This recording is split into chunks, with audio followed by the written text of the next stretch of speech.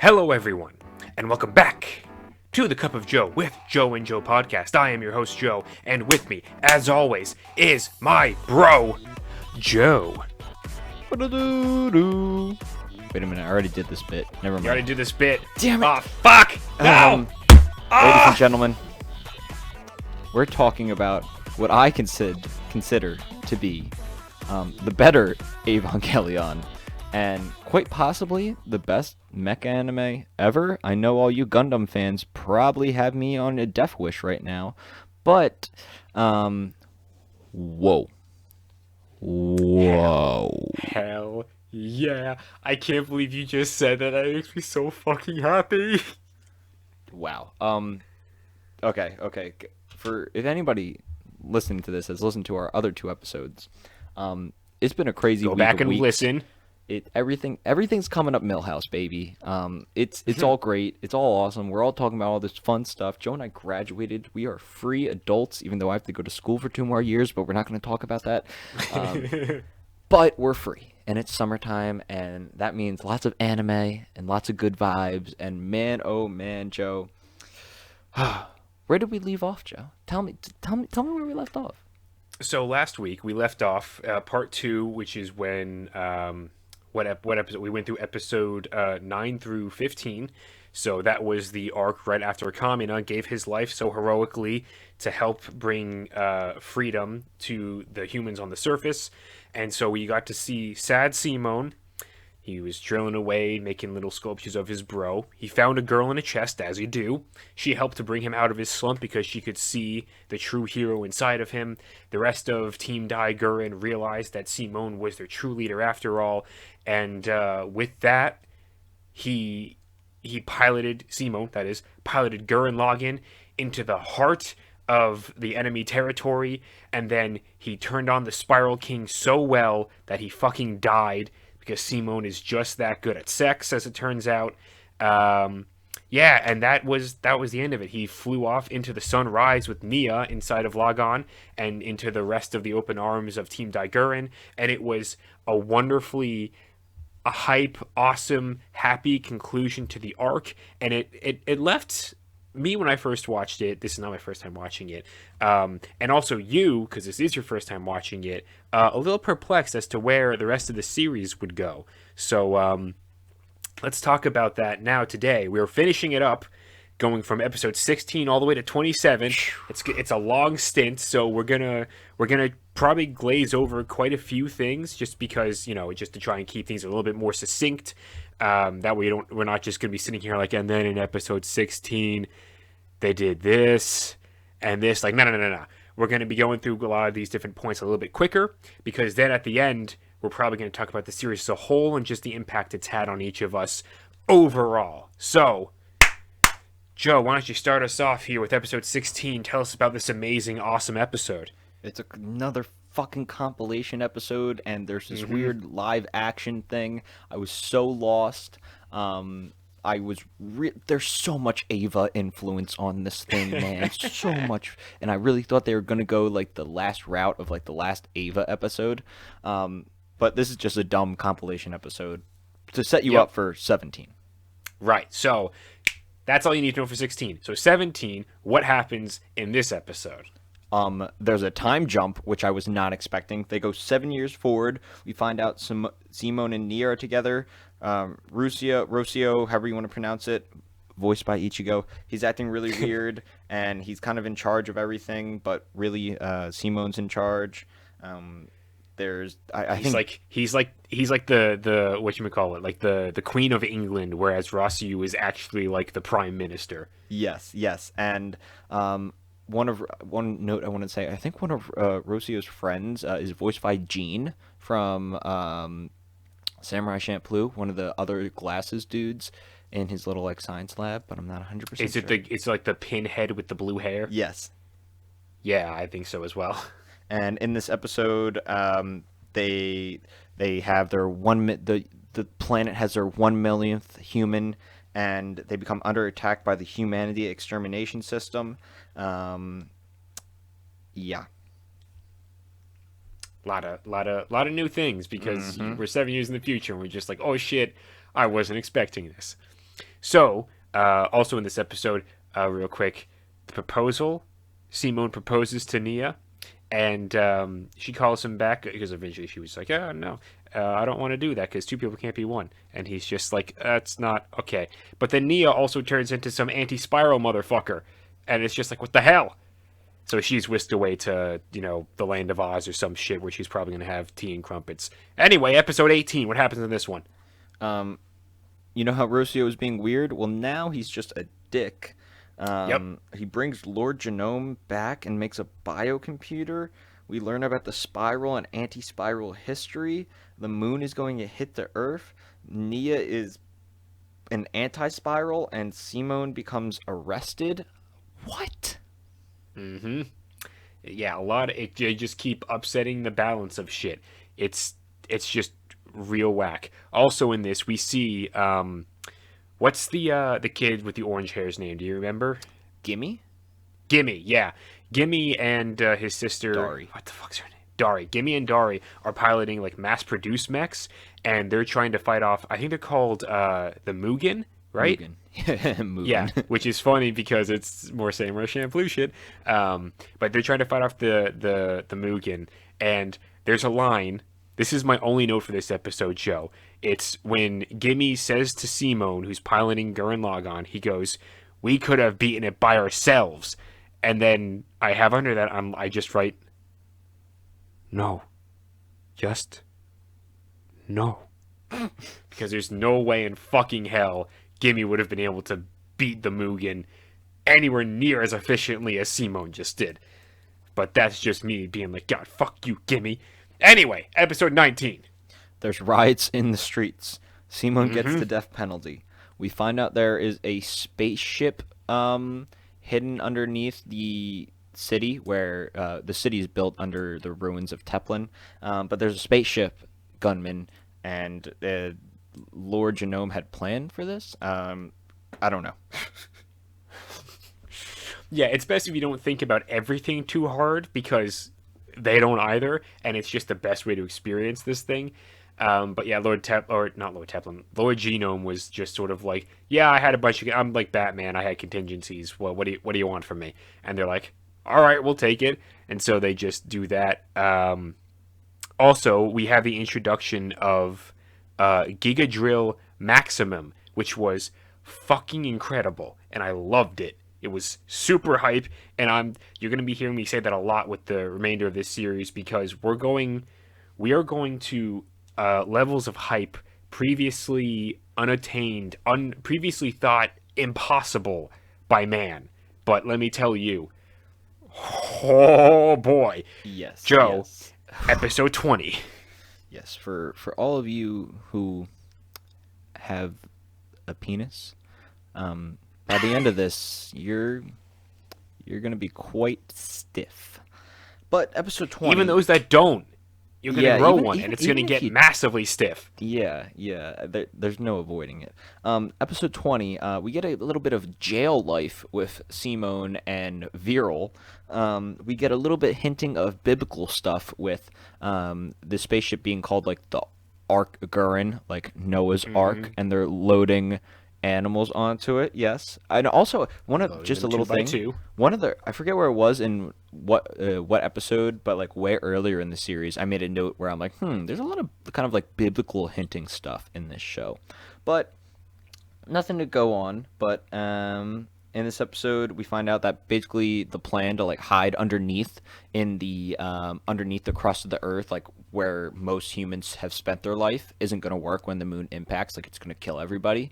Yep. And that they're going to have to live in space for a year. So Russio's original plan is down the drain. Keaton, all I have written down is Keaton is a tough motherfucker. So I forget what he did.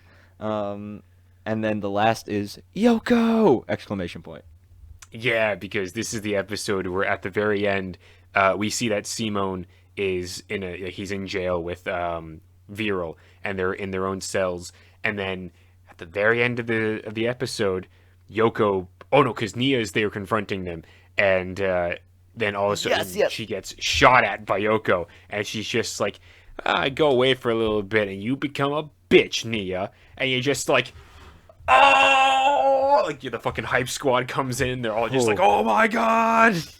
yeah. So then that leads us into what I'm assuming is probably one of your favorite episodes of anime of all time, Joe. Episode 21.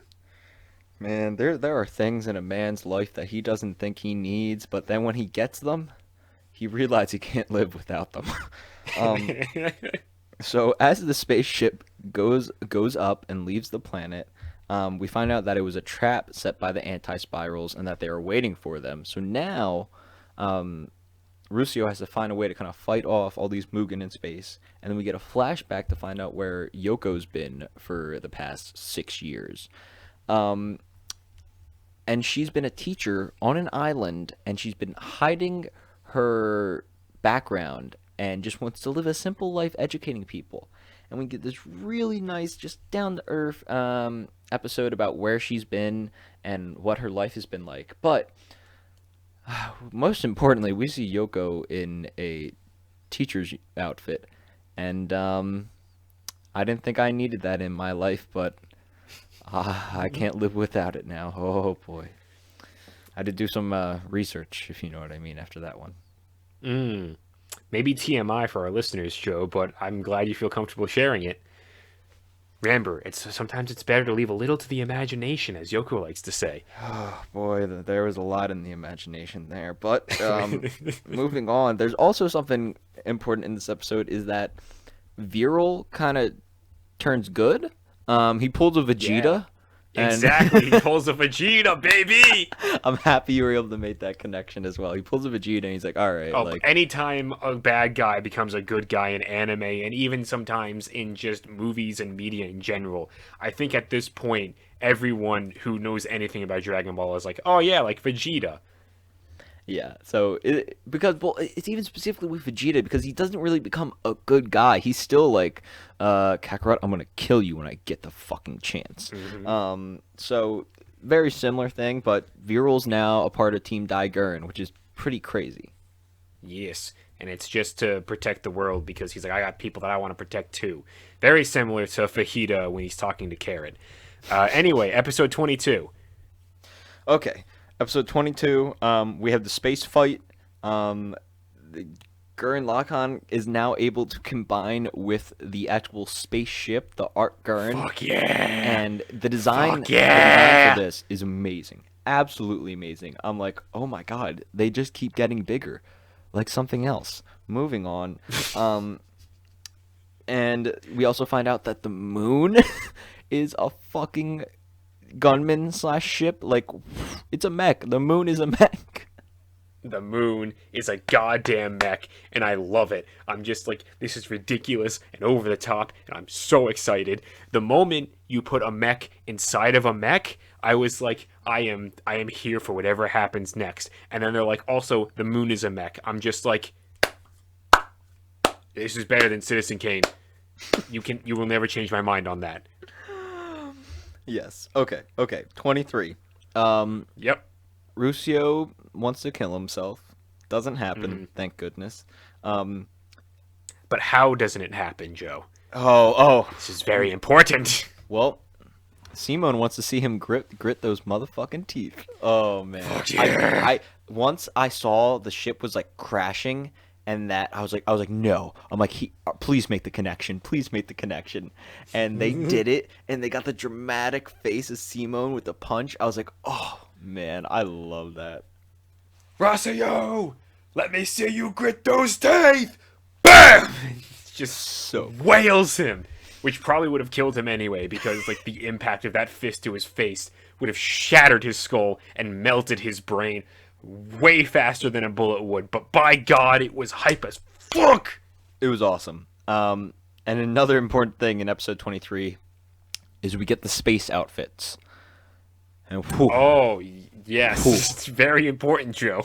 extremely important because I mean everybody looks cooler in the space outfits, but if you thought Yoko's teacher outfit was something, the space outfit.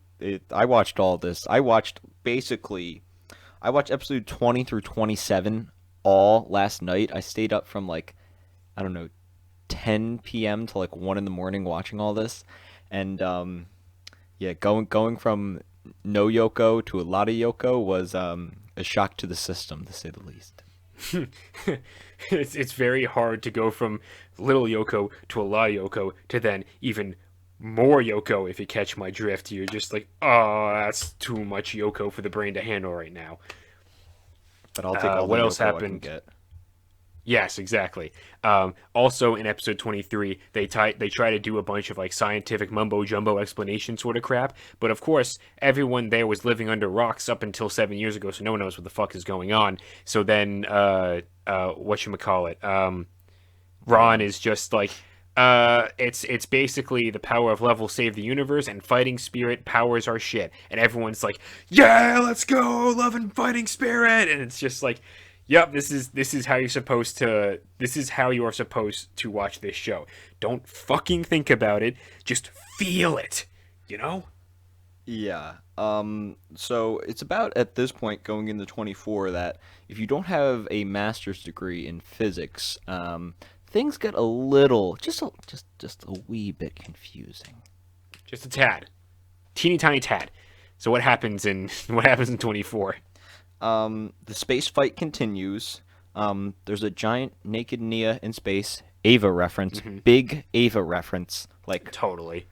but it's better, obviously. I have written down face and leg ships.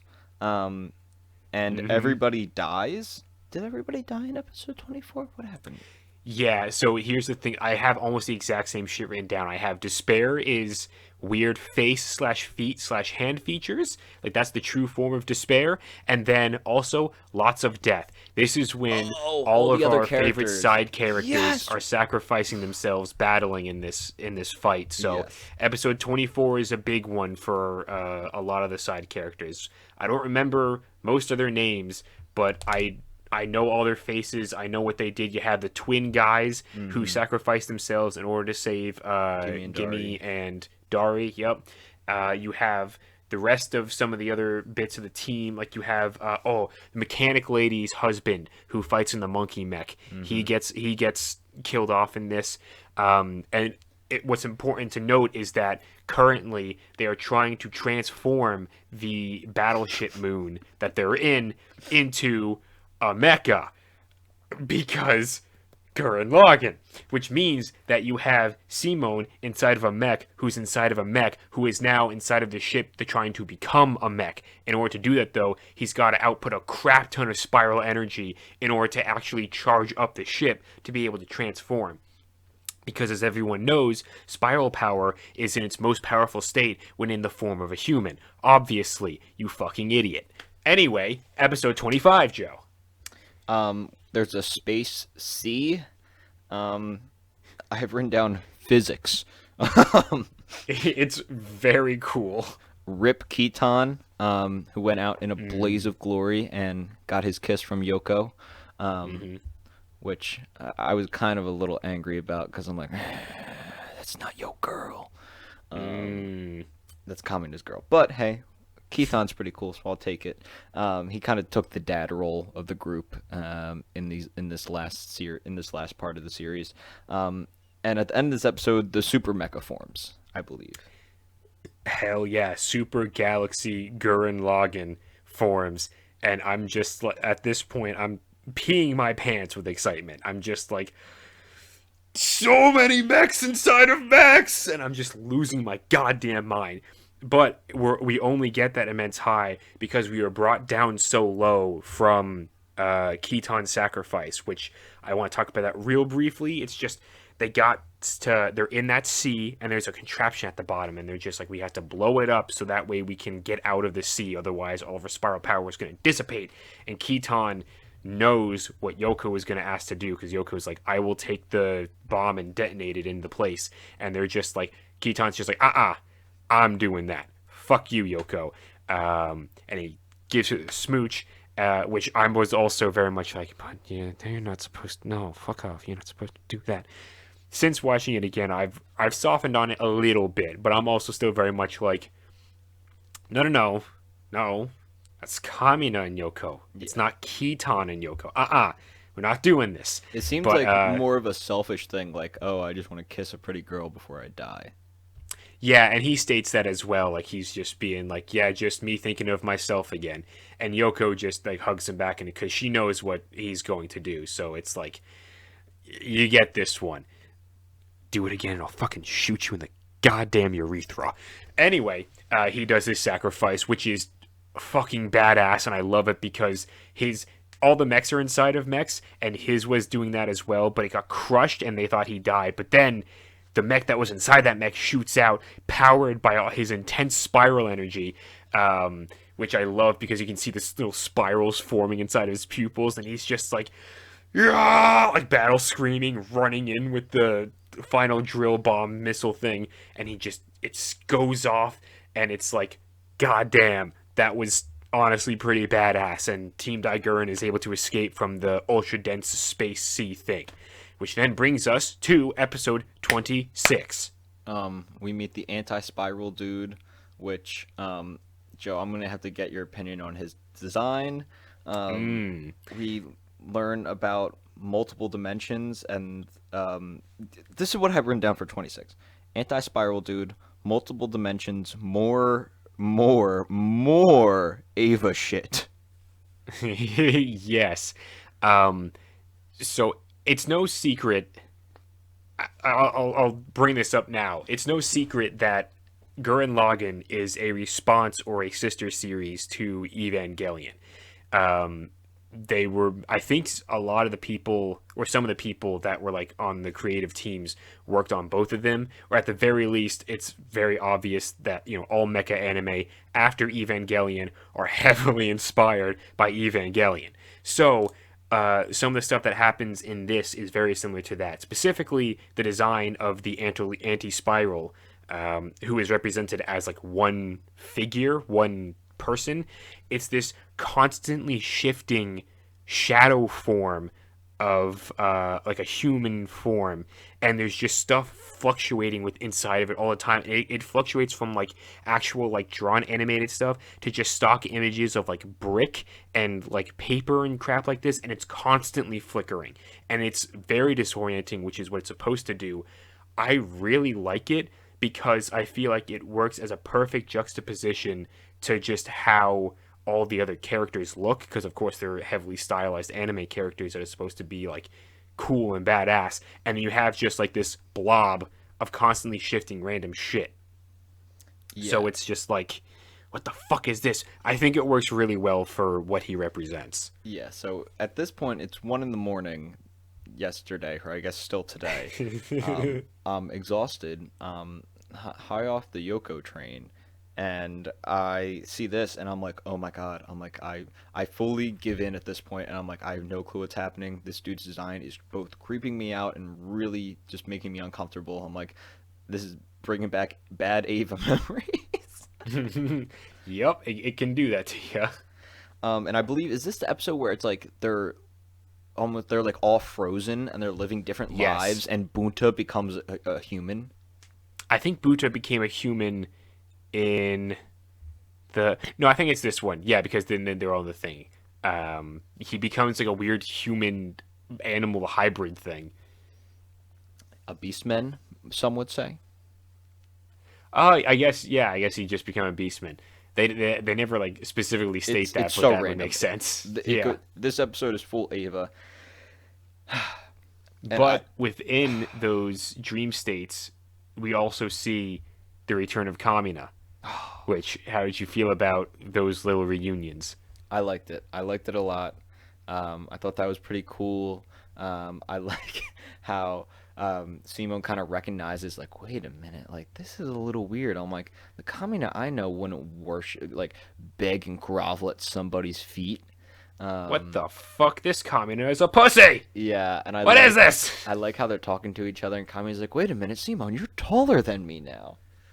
I love that moment so much because it's such a great way to visualize and show how Simone has grown, because it's just like, he's physically grown, but he's also grown up to be a person who embodies all of what Kamina is and more, and I'm just like, fuck, that just hits so good.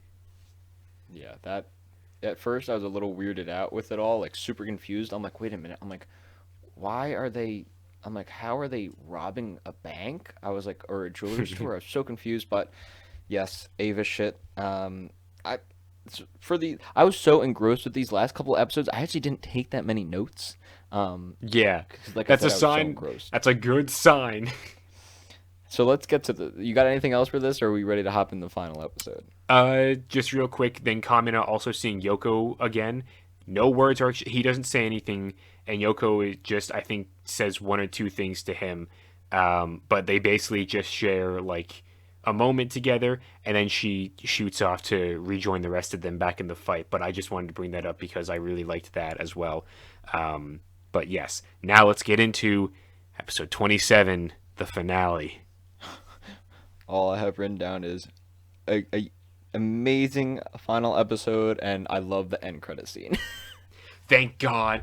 I was so I wanted to text you to say please watch to the end of the credits because I didn't know if you would or not, and I Pay didn't want to like attention. tell you. Okay, thank the fucking Lord, because if not, I was actually going to be like a pause. We're pausing the podcast right now, Yeah. so you can watch the end credit scene because you need to see that to discuss this ending. But yeah. So episode 27. It begins with Super Galaxy Gurren Lagann throwing planets and galaxies against the anti-spiral who have Hold on. created their own mecha. That's the other thing I have written down on this scale question mark because all scale of the world of anything It's out the window. gone. It's out the fucking window. I was so lost. Like I said, 1 a.m, and I'm like, is this making sense or am I just really tired? What the fuck is? Wait, so okay, hang on. Okay, so you have Simon, and then he's inside of Lagann, and then Lagann is combined with Gurren. So then you have Gurren Lagann, and then Gurren Lagann combined with Arc Gurren to form Arc Gurren Lagann, and then Arc Gurren Lagann combined with the Moon to form shit. What did they form? They formed a bigger thing, and then the bigger thing got even bigger because now it's powered by like spiral energy and everyone else, and it's the thing, and it's It gets very wild very fast, but it works. This is the thing. It works. It works so well. Even though we're saying like you don't question it, like you don't need to. It works. It works so goddamn well. And also, after the throwing galaxies bit, I have to readjust myself. I'm getting too excited, Joe. After the throwing galaxies bit, we have the moment that I like to call the OP moment. And I'm not talking OP as an overpowered. I'm talking when the opening music hits.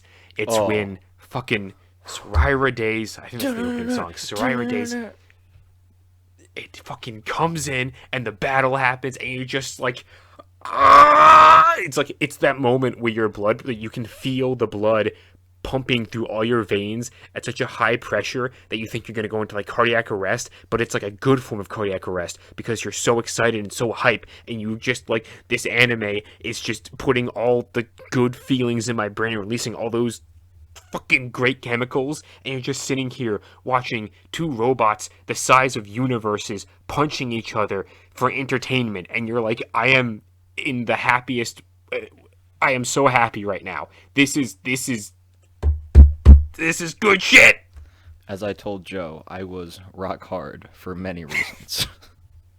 You literally, I have that text on my phone in my hand. I'm not going to pull it up because it's literally just says that, but I got that exact text from you, and I was very happy when I saw that from you. I was just like, because I gotta say, when we started this, I honestly wasn't sure if you would go with the just the hypeness of it and just like really connect with it like that.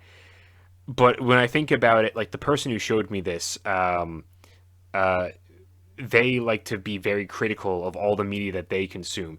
And they were also like, you need to watch this. This thing is hype as fuck and I love it. So thinking about that, I'm like, if they can watch this and feel that way about it, yeah, it makes sense that you would be able to do that as well. So I was just so happy when you sent that and you were like, fuck yeah, it's hype as hell. Yeah, man, like, we gotta finish this episode first before we talk about the whole thing. Right, yeah. So finish keep it going because, like I said, this is all, it's fresh in my mind, but I consumed so much yesterday that Yeah. I'm lost with the details, so you lead it and I'll comment on anything. Okay, so basically, they're having the big fight. It's the anti-spiral against the spiral species, which is just the humans. It's our team. Simone, who is currently in Lagann with Nia, because in, I believe, episode 26. Yeah, in episode Yeah. 26, he ended up rescuing Nia with an amazing sequence that we didn't even talk about, where the anti-spiral are decomposing Nia because they're getting information from her. She still has her engagement ring on, though. And so, because of that connection to her humanity, Gurren Lagann is able to fucking pop out of that spiral, or pop out of the ring in one of the most awesome sequences ever. They rescue Nia, so Nia's with Simone right now in Gurren Lagann, and they're battling against the anti-spiral, and they're starting to lose.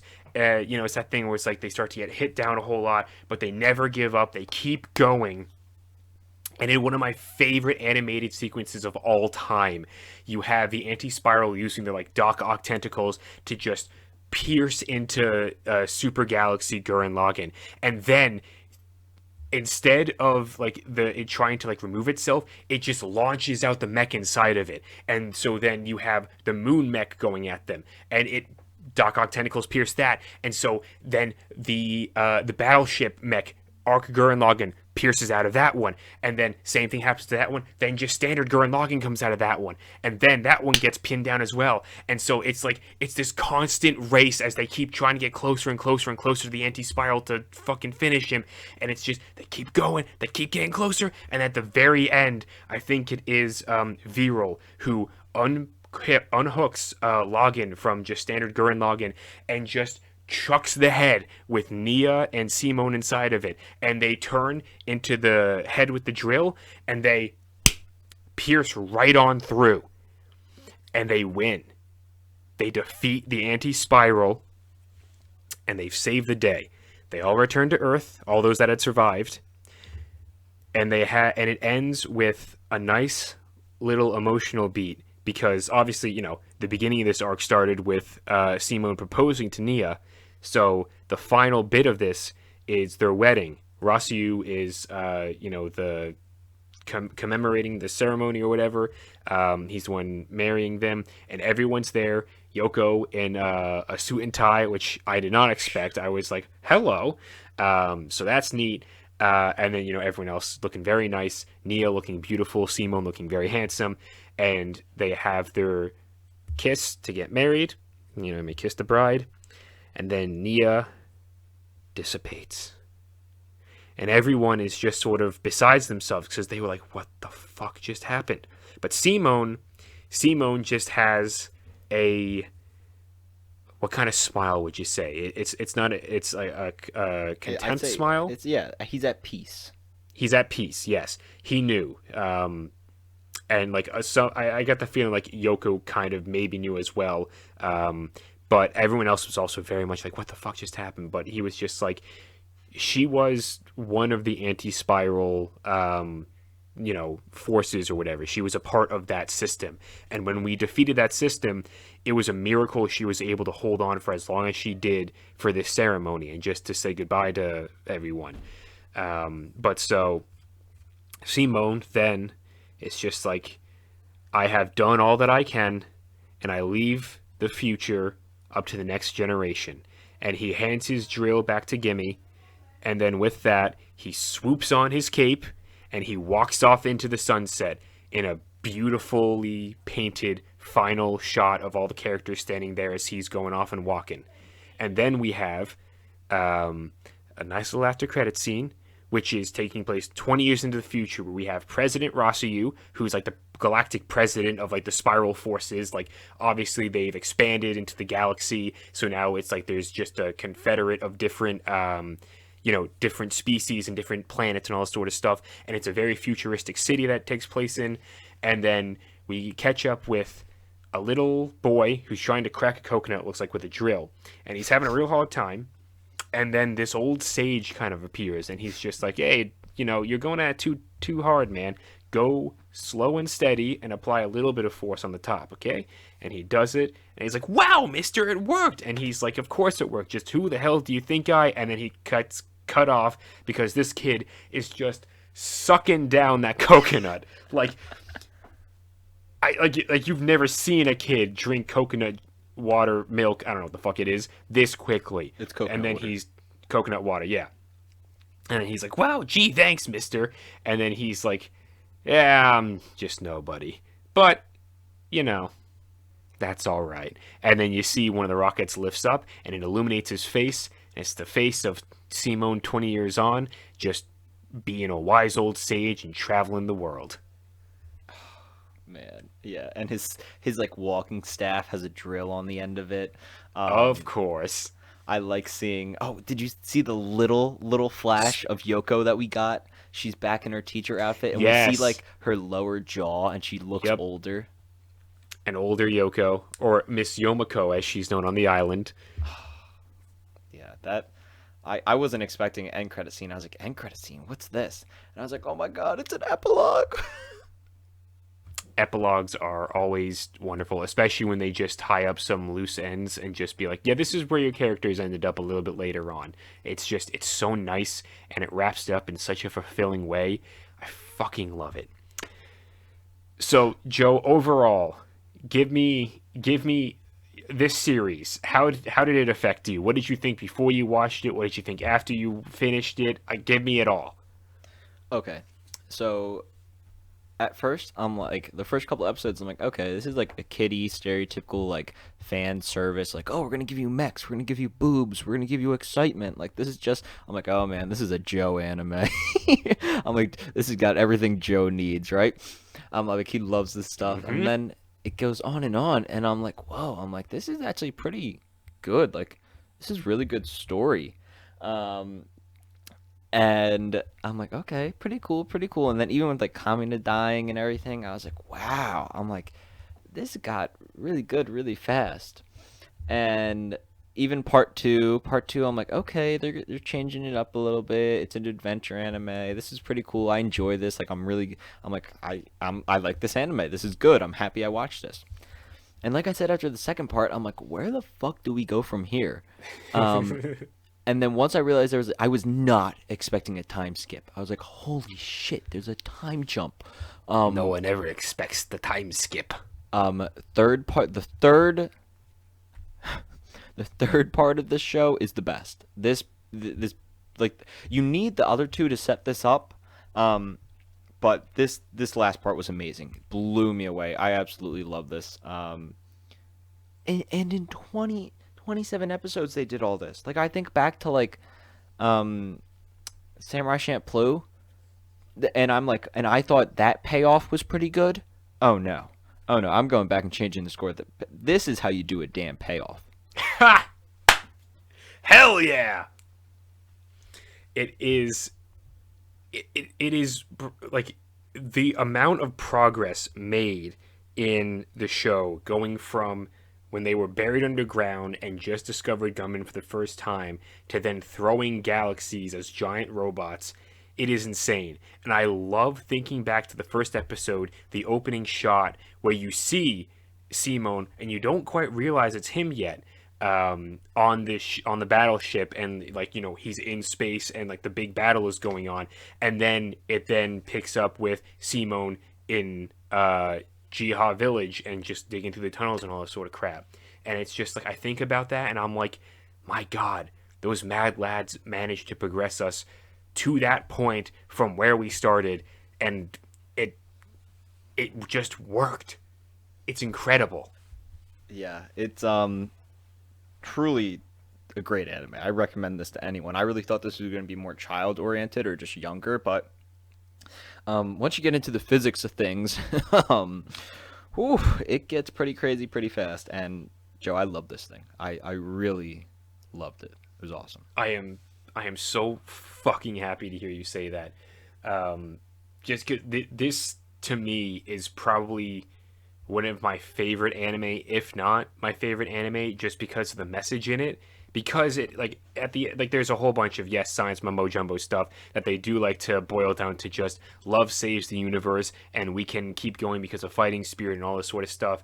And it's those are the messages that really matter, because this is an anime where if you stop to think about any of it, it all completely falls apart. But they know that. The people who made this know that, and that's why they have these tongue-in-cheek references to like, oh yeah, don't analyze the science too much because it doesn't fucking make sense. That's why it's just fighting spirit and spiral power. Like they knew how quickly it ramped up to just being this insane galactic thing. So they were just like, oh yeah, spiral power is the power of evolution, and that's why we can do all this stuff so quickly. There's your answer. But done. And so it's just like, it's not about the actual nitty gritty of the science of everything. It's about how it makes you feel. And this is an anime that just makes you feel so well, at least with me and with you and with some of our other friends that I know who really enjoy this thing. It's something special. And it's helped me through a couple of tough times, particularly in the last year and a half, with pandemic crap, because again, we're going back to original Cup of Joe shit back when we used to do this live on a radio show. It was after we left for New Zealand, and then we had to come back because of it, and then we were taking classes, and I was sitting in my room, and I remember listening to my lectures and just thinking to myself, good God, I still have a month of classes to go, and I don't know what's next, and everything is so overwhelming, and I'm just drowning in shit in both work and stress and the uncertainty of the world. And then a Breadsword video came out. Guy that you and I are both very familiar with because of his work on things like Treasure Planet mainly was the big thing that he's mainly known for and that got us on his radar, or he got onto our radar for. But he put out a Gurren Lagann video that to this day I think is one of the best videos on YouTube of all time.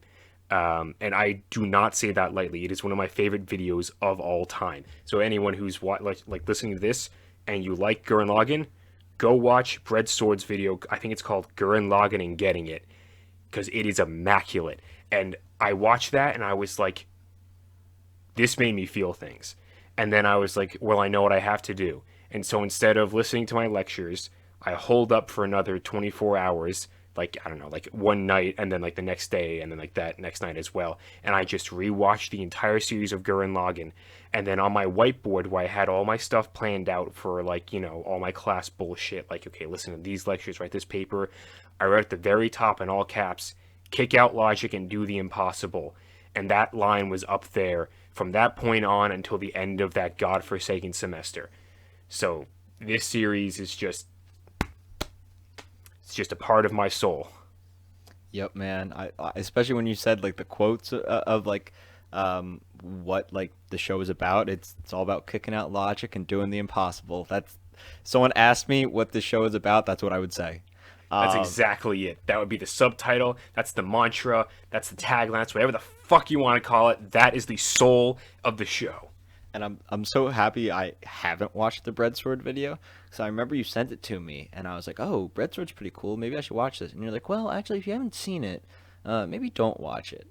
Yeah, But because now, you won't appreciate it as much. yeah, now I can watch it. We'll link the video in the description. Um, this was an adventure, and I am excited I went on it. I am so excited to have taken you, or to have come along with you on this adventure, even though it's my third or fourth time treading on this path. I will gladly tread on it 100 more times because, my God, I fucking love this. But yes, good point. I'm writing a note.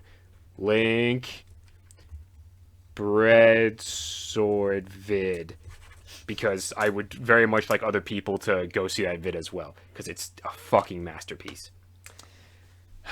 Well, Joe, where do we go from here? Funny you should say, because more anime, baby. Of course, where else would we go from here? So you messaged me a little while ago, and we were talking about this because we were like, yeah, what series are we going to be doing next? We've done 2 series that are pretty, like, you know, 20-something episodes, 3-parters. Next week, I think we're going to be looking at a series in its entirety, at least so far, and that would be Yasuke? Yasuke. It's a Netflix original anime. I believe it's only 6 episodes, right? Mm-hmm. Yeah, 6 episodes. It follows an African American samurai. That's about all I know about it. I added it to my list in Netflix, and then I didn't read the synopsis because I'm like, I'm gonna get to this. I don't want to know. It's short enough that I'm like, I'm not gonna read anything. I'm just gonna watch it. I like going into stuff blind. So join us next week for that, where we'll be discussing all of season 1. I don't know if it's getting a second season or not. I assume it probably will, but we'll talk about all of season 1 next week because, again, only 6 episodes. So I am excited for that. Joe, do you have any closing remarks? Everybody, remember, kick out logic and do the impossible and listen to Cup of Joe. And listen to Cup of Joe. That would be our mantra. Kick out logic, do the impossible. Listen to Cup of Joe. Okay, everyone, be sure to leave a like, comment, subscribe, watch Gurren Lagann. Please. It's immaculate. It's incredible. It will get you out of any rut. I promise you. It's just that kind of thing where it's like it's the greatest shot of dopamine straight to your brain and your heart and your dick. Even if you don't have a dick, it'll make you one and then shoot it right in there. That's a wonderful visual to end this one on. Again, check out Breadsword's video that we will link in the description below because that is also incredible and just a wonderful work of art. Thank you all for listening. We love you. We'll leave you. And with that, we shall say goodbye, everyone.